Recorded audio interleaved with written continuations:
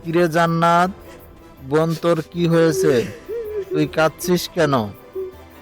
কেন কাঁদবো না বলো? কেন রে বোন?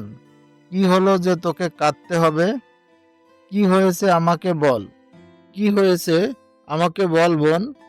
তোর চোখে পানি দেখে আমার যে অনেক কষ্ট হচ্ছে বোন। তোর কিছু চাই বোন? বল, আমি তাই এনে দেব। তবুও তুই কাঁদিস না বোন। জানো ভাইয়া, আজ আমি যখন নদীতে পানি আনতে গিয়েছিলাম, তখন দেখলাম আমার বান্ধবী আয়েশা আর বনমালী নদীর পাড়ে গল্প করছিল।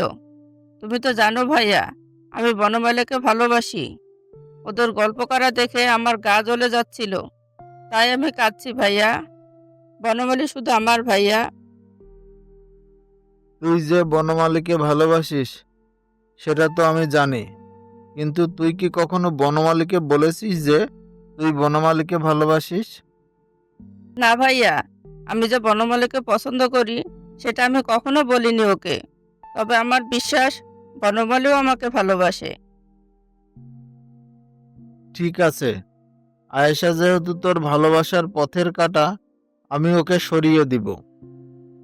কিন্তু কিভাবে ওকে সরাবে ভাইয়া? তুই চিন্তা করিস না বোন।